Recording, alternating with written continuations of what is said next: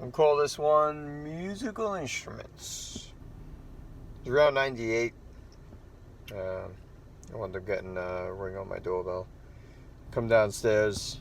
It's a kid that used to go to school with my brother. He's like, hey. He's like, hey, what's up, man? And he's like, is your brother home? So he's got like three other guys with him and a girl. They're all holding like musical instruments and a camera, and like I think the girl's holding like a boom mic. And I'm like, nah, he's not here. They were like, oh man, all right. You know when he's gonna be back? I was like, nah. I was like, it's like 2 p.m. I was like, nah, he's out playing handball. So I'm not sure when he's gonna be back. They were like, I was like, is everything all right? And they were like, well, we were looking to film a music video, or at least a couple of shots for a music video we're doing, and we needed somebody to show us some cool spots in the woods, in the buildings. So it's like, well, you guys are in luck. I don't have anything to do for like the next hour, and I guess I could show you guys some spots. They're like, oh, you play in the band? I was like, yeah. They're like, oh, would you mind if we used instruments? Could you bring a couple, just so we would have like an array of like stuff for like the shoot? I'm like, all right. So I grabbed like 2 guitars and a bass and hard cases, and we made our way into the woods. And we went to this first building. It was a ward. It was a hospital ward for patients that had TB. So all along like the floors in the building, it was a 3-story building with a basement and a open roof. They had like sections like walled off, like all walls like that. I guess would be like separations for each one of the patients that were on each floor. They all were taking their videos and stuff, and doing sound, lip syncing, or whatever they were doing. And we got to a point where we wound up going up to the roof. When we got up to the roof, now you got to figure it's probably about like six guitars and basses and camera cases and whatever was for the sound or whatever. So we put everything up on the roof. The roof shape is kind of like a squared C. So you got one stairwell that comes up one way, and then you got a stairwell on the other side of the roof that has a stairwell that would go down to the other side of the building. But unbeknownst to them, it was inaccessible. You couldn't go down that way. And also, going up that stairwell, coming up from the ground floor, you wouldn't have been able to gain access onto that second floor, or the first floor, I believe, from that stairwell as well, because there was a homeless guy that lived on a section of that second floor. He barricaded the top of the stairs from the roof down with hospital beds, I don't know, wheelchairs, file cabinets, lockers, furniture, just about anything you could possibly do to create an absolute barricade, and stop anybody from coming in from the top or up from the bottom floor. The only way that anybody could get to this guy's living quarters, which was probably the only thing that me and a handful of the kids in my neighborhood knew, was he had a rope that he would drop down, climb out, and then he would pull it back up, and there was no way of ever getting to his living quarters, which was fine with me because I didn't want to mess with the guy, and I knew he wasn't going to be messing with us either. So we're all out on the roof, and it's a rock, like rocks are laid down on the roof, and you got on both sides, there's a 3-story drop and a ledge on the other side of like the wall. I guess that would go down the building. So they wind up doing their shoot or whatever, their video or whatever, and I think I even got in it, like I was having fun or whatever, and everybody went downstairs because they were gonna smoke. So they went downstairs. They were smoking a cigarette out on the ground floor.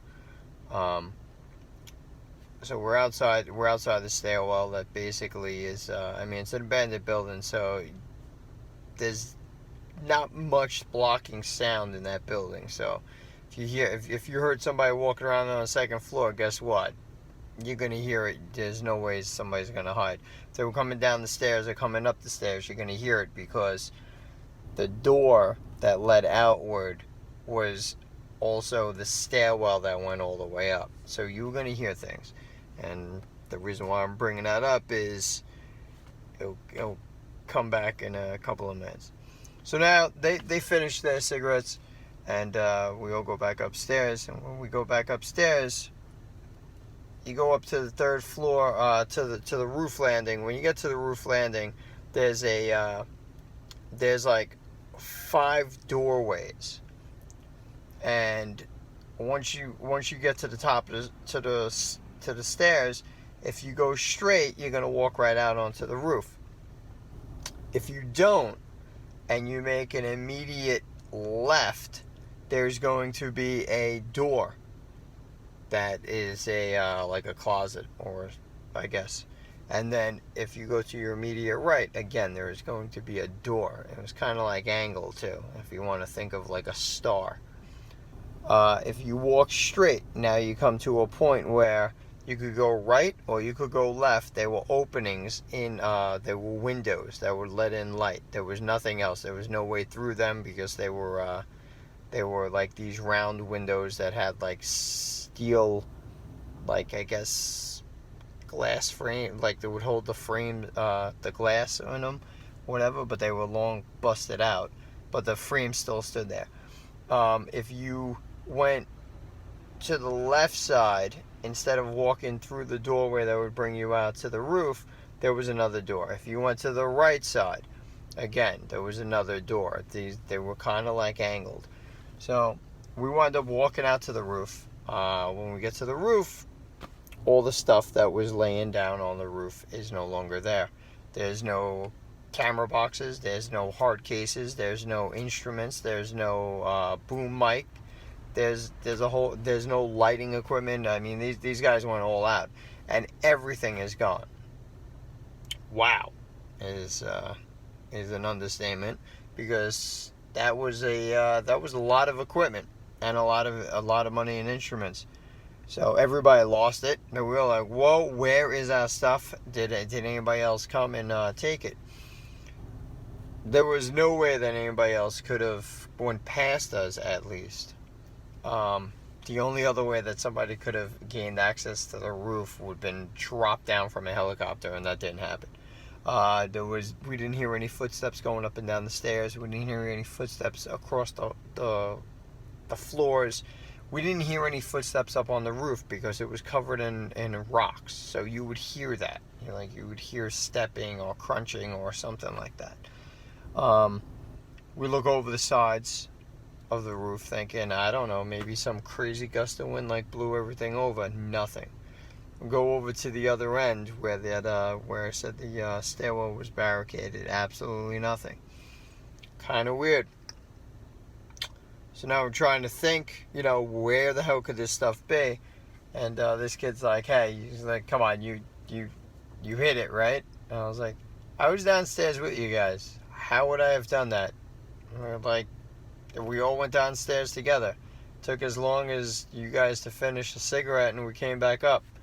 That's a lot of equipment for anybody to move by themselves, much less a bunch of people that we would have heard trampling around up on the roof or dragging equipment or something like that. So thinking now, how could anybody have gotten past us, or how could anybody have hidden all of these instruments?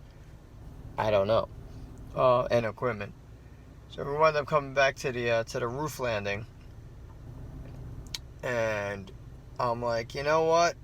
Let's open up one of these doors, because it just didn't make any sense. Open up one of the doors, lo and behold, there's a whole bunch of guitars. Open up another one, there's all the sound equipment. Open up third one, there's an ambulance gurney, which really absolutely made no sense to me. That was actually more shocking than finding our stuff. And two of my hard cases with the instruments in them are on the gurney. And the sheets on the gurney were like brand new. They weren't even like, there wasn't even like crust from the ceiling decay or anything like that. No, there was nothing. There was no debris on it. It was like, where did this come from?